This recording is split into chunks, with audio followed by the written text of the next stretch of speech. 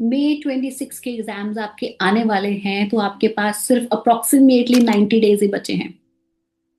Panic start मत करो, planning start करो। अगर आप चाहते हो कि आप इस अटेम्प्ट को, मई 26 के अटेम्प्ट को इसी बार क्लियर करो, drop down comment in a comment box, I want to clear my CA foundation in this attempt. मैं आपको बताऊंगी आपका प्लान, कैसे आप चीजें बना सकते हो, रिवाइज कर सकते हो, स्टडी स्ट्रक्चर कर सकते हो, और कैसे आपको पैनिक होने की तो बिल्कुल भी जरूरत नहीं है। क्या प्लान मैंने अपने टाइम पे अपनाया था, कैसे आप कर सकते हो विद स्लाइट चेंजेस, क्योंकि हमारे टाइम पे तो सिर्फ सिर्फ सिर्फ ऑब्जेक्टिव ही होता था, आपके टाइम पे और भी डिफिकल्ट है। क्योंकि जैसा सीपीटी अब डिफिकल्ट है, जैसा फाउंडेशन अब डिफिकल्ट है, वैसा मेरे टाइम पे तो नहीं होता था। मेरे टाइम पे सारे ऑब्जेक्टिव थे, आराम से टिक टिक टिक टिक टिक ऑब्जेक्टिव करते थे, सीपीटी क्लियर हो जाती थी। आपके टाइम पे it's little bit difficult level, और आपको ये पास करना बहुत जरूरी है। सिर्फ सिर्फ सिर्फ 90 डेज बचे हैं, इसका मतलब 3 महीने, 12 हफ्ते एंड 90 अपॉर्चुनिटीज टू इम्प्रूव। ये आपको अभी अभी करनी है। आज मैं आपको बताऊंगी step by step 90 days master plan, जो आप रियलिस्टिकली फॉलो कर सकते हो। और मैं कहती हूँ जो मैंने अपने टाइम पे फॉलो किया था। No 14 hours fancy time table, honestly saying, जरूरी नहीं है कि 14 घंटे पढ़ने से ही क्लियर होगा, ये भी हो सकता है। कुछ आवर्स दो, पर प्रोडक्टिव दो, सही तरीके से दो, स्मार्ट स्ट्रैटेजी से दो। आपको सीए फाउंडेशन क्लियर करने से कोई नहीं रोक सकता।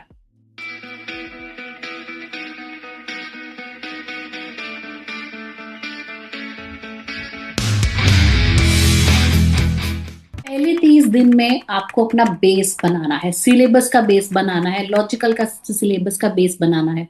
अगर मेरे ये 30 दिन में मेरा बेस नहीं बना, तब मैं कहती हूँ अगले 2 महीने तो आपके वेस्ट ही होने वाले हैं।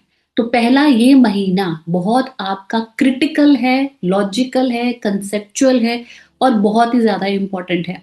क्योंकि सिलेबस कंप्लीट करना, फाउंडेशन बिल्ड करना, ये आपका ऑब्जेक्टिव होना चाहिए इस महीने में। इसका मतलब है कि अप्रोक्सीमेटली आपके 14th में कोई एग्जाम शुरू होने वाले हैं, तो आपका 30 डेज, अभी 30 डेज का जो प्लान होने वाला है, उसमें आपको 6 to 8 hours focus, 6 to 8 hours अगर आपने आराम से पढ़ लिया ना, तो आराम से आपका क्लियर हो जाएगा। इसका मतलब है रोज के अप्रोक्सीमेटली, अगर मैं 2 घंटे अकाउंट्स को दूं, 2 घंटे लॉ को दूं, 1.5 घंटा या 2 घंटे अपने इकोनॉमिक्स को दूं, और 2 घंटे ही मैं अपने स्टैट्स को दूं, तो आराम से आपका सीए फाउंडेशन क्लियर हो जाएगा। गोल्डन रूल क्या है आपका, आपको कंसेप्ट पहले आना चाहिए, स्पीड हम अपने नेक्स्ट 30 डेज में ले आएंगे। पर अगर इस अटेम्प्ट में, इस 30 डेज में कंसेप्ट मुझे क्लियर नहीं हुआ ना, तो अगले महीने में स्पीड तो नहीं आ सकती, क्योंकि कंसेप्ट ही नहीं आता। और कंसेप्ट ही नहीं आता, और जो चैप्टर्स इंपॉर्टेंट अगर वो मैंने छोड़ दिए या उस पर जंप करके मैं सीधा मॉक्ट पे चला गया, कुछ नहीं होने वाला भाई, कुछ नहीं होने वाला। स्टडी आईसीएस स्टडी मटेरियल आप उसमें से ही पास कर लोगे, ऑनेस्टली मैं आपको बता रही हूँ। हाईलाइट करो इंपॉर्टेंट सेक्शंस, ये तो मुझे याद करने ही करने हैं। Every chapter, each and every chapter, आपको उसमें से अगर 15 से 20 क्वेश्चन प्रैक्टिस नहीं करे, तो बहुत ही मुश्किल होने वाला है। बिकॉज मिस्टेक नोटबुक से स्टार्ट करो, हर सिली मिस्टेक को लिखो, तब हम नेक्स्ट 30 डेज में उसको बिल्टअप करके क्लियर कर लेंगे।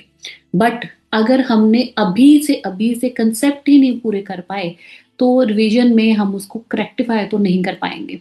तो अगर आप चाहते हो कि मैं आपको क्वेश्चंस भी बताऊं, मैं आपको ये बताऊं कि प्रैक्टिस क्वेश्चंस कहाँ से करने हैं और कैसे करने हैं, क्या करने हैं, उसका भी मैं लिंक आपको जो डिस्क्रिप्शन बॉक्स में है उसमें डाल दूंगी, ताकि आप क्वेश्चंस जो है वो प्रॉपरली प्रैक्टिस कर पाओ। और सीधा क्लिक किया और अपना लिंक आपको मिल गया, ताकि आप अच्छे से प्रैक्टिस कर पाओ। ये तो था हमारा फर्स्ट 90 डेज, इसका मतलब पहले महीने का प्लान। इसका मतलब फर्स्ट 30 डेज में आप क्या करोगे। तो हमारे पास अगला 30 डेज भी तो है। अगले 30 डेज में अब आपको पैसिव रीडिंग पे आ जाना है। अब आपको 30 डेज में पैसिव रीडिंग पे आ जाना है। कैसे? Now focus on question practice. पहले में हमें कंसेप्चुअल प्रैक्टिस पे फोकस किया है, हमने प्रैक्टिस पे फोकस नहीं किया, हमने कंसेप्ट पे फोकस किया है। पहले ही आप बोलोगे कि अभी मैं कंसेप्ट प्रॉपर कर लूँ, मैं क्वेश्चन भी प्रैक्टिस कर लूँ, सारा काम एक टाइम में नहीं होता है, तब आपको पास करना बहुत मुश्किल हो जाएगा। पहले 30 डेज में सिर्फ ये सोचो, इसमें मुझे प्रॉपर कंसेप्ट मेरे ऐसे क्लियर होने चाहिए कि अगले 30 दिन में तो मैं फाड़ दूं। अगले 30 दिन में मैं ऐसे क्वेश्चन प्रैक्टिस करूँ, ऐसी अपनी राइटिंग प्रैक्टिस करूँ, ऐसे अपनी केस स्टडीज प्रैक्टिस करूँ, ताकि मुझे ये समझ आ जाए कि मैं अब कहाँ स्टैंड करता हूँ, ताकि मेरे अगले जो 30 दिन है वो मेरे इंप्रूवमेंट के लिए बेस्ट टाइम होने वाला है। वो तब होगा अगर मुझे कंसेप्ट आते होंगे, ये बात समझ लो। 3 घंटे, डेली के 3 घंटे आपको प्रैक्टिकल प्रॉब्लम्स सॉल्व करनी है। बिना सॉल्व किए आप बोलोगे कि मैं क्यूए के क्वेश्चंस कर लूँ, मैं क्वांटिटेटिव एप्टीट्यूड कर लूँ, मैं मैथ्स कर लूँ, मैं अकाउंट्स कर लूँ पेपर में, नहीं होने वाला भाई साहब, नहीं होने वाला। चाहे वो सब्जेक्टिव है, चाहे वो ऑब्जेक्टिव है। अब अकाउंट्स तो आपका कंप्लीटली सब्जेक्टिव है, सारे क्वेश्चन ही सॉल्व करने हैं, बट क्वांटिटेटिव एप्टीट्यूड आपको लगता है कि ऑब्जेक्टिव है, क्या ही होने वाला है, केस स्टडीज आती है भाई वहां पे। आप बिना सॉल्व किए उसको नहीं कर सकते। 2 घंटे लॉ की राइटिंग प्रैक्टिस को दो। इसका मतलब ये नहीं है कि आपको पढ़ लिया आता है, ऐसे ऐसे करके मैंने बुक में पढ़ लिया, नहीं होने वाला भाई। राइटिंग प्रैक्टिस रिवीजन में देनी ही पड़ेगी। 1 घंटा एमसीक्यू करो इकोनॉमिक्स और मैथ्स के, आराम से 1 घंटा इकोनॉमिक्स और मैथ्स के एमसीक्यू करो, और 1 घंटा सिर्फ रिवीजन करो। इसका मतलब मैंने आपका स्केड्यूल का बनाया, 3 घंटे आपको प्रॉब्लम सॉल्व करनी है अकाउंट्स एंड मैथ्स की, 2 घंटे आपको लॉ की या करनी है, राइटिंग प्रैक्टिस करनी है, 1 घंटा आपको एमसीक्यू सॉल्व करने हैं इको और मैथ्स के, और 1 घंटा आपको रिवीजन करनी है। तो मोटा मोटा अगर आप देखो तो बहुत ज्यादा पढ़ाई के आर्ज नहीं है, बट अगर ये प्रोडक्टिव हो जाए तो सोने पे सुहागा, और कुछ चाहिए ही नहीं। एवरी वीक एक मॉक टेस्ट पेपर हमने करना है। मॉक टेस्ट पेपर आप चाहते हो तो मैं आपको एक टेस्ट सीरीज बना के उसका लिंक डिस्क्रिप्शन बॉक्स में डाल दूंगी, बस एक कमेंट कर देना कि हाँ हमें टेस्ट सीरीज दे दो, तो मैं आपको फिर टेस्ट सीरीज आपको दे दूंगी। आप अपने कमेंट आराम से अपने क्वेश्चन पेपर सॉल्व करते रहना। उसमें कोई दिक्कत आए तो ठीक है, आप मुझे कांटेक्ट कर सकते हो, पर मैं इतना जरूर कर सकती हूँ कि आपको एक क्वेश्चन पेपर बना के आपको दे दूं, ताकि आप आराम से उसको करते रहो। Don't wait for coaching test series, आराम से सेल्फ टेस्ट भी है, एक पावरफुल मोड होता है। कॉन्फिडेंस रीडिंग से नहीं आता, कॉन्फिडेंस राइटिंग प्रैक्टिस से आता है, ये चीज दिमाग में बिठा लो। और अगर मैंने वो 30 डेज में कॉन्फिडेंस ले लिया तो अगले 30 दिन तो will be a game changer for me, honestly game changer for me. क्योंकि अब मुझे क्या है, अब मुझे एमटीपी करनी है, मुझे आरटीपी करनी है, मुझे 5 क्वेश्चन पेपर करने हैं, पूरा सिलेबस मुझे करना है एक मॉक टेस्ट पेपर में। तो इससे क्या होगा, पहले 30 दिन में मेरी पूरी कंसेप्ट क्लैरिटी हो चुकी है, अगले 30 दिन में मेरी पूरी प्रैक्टिकल क्लैरिटी हो चुकी है, रिटर्न में गलतियां कर रहे हैं, ये कर रहे हैं, वो कर रहे हैं। अगले 30 दिन will be a game changer for you, क्योंकि अब मुझे सिर्फ राइटिंग प्रैक्टिस करनी है। अब मुझे सिर्फ ये देखना है कि सिलेबस मुझे कितना आता है और कितना नहीं आता है, और एटलीस्ट 3 पूरे मॉक टेस्ट पेपर दे जाने से पहले करके जाना आपके लिए एग्जाम गेम चेंजर हो जाएगा। क्योंकि 3 आवर की सिटिंग है, आपको पता होना चाहिए पहले आप दो उसको, कोई फोन नहीं, टाइम बाउंड होना चाहिए, कि ऐसा नहीं है कि बीच में ऐसे चले गए, वहां चले गए, वहां चले गए। 3 आवर एट अ स्ट्रेच अलाई करें, एग्जामिनेशन हॉल आपको बैठ के फिर काम करना है। उसके बाद एनालाइज करो कि ये मेरे वीक पॉइंट्स हैं, this is the way I can manage the time in exam, and this is the way I can present. Most student mock test paper देते हैं पर उसको एनालाइज नहीं करते, जिसका कोई भी यूज नहीं होने वाला।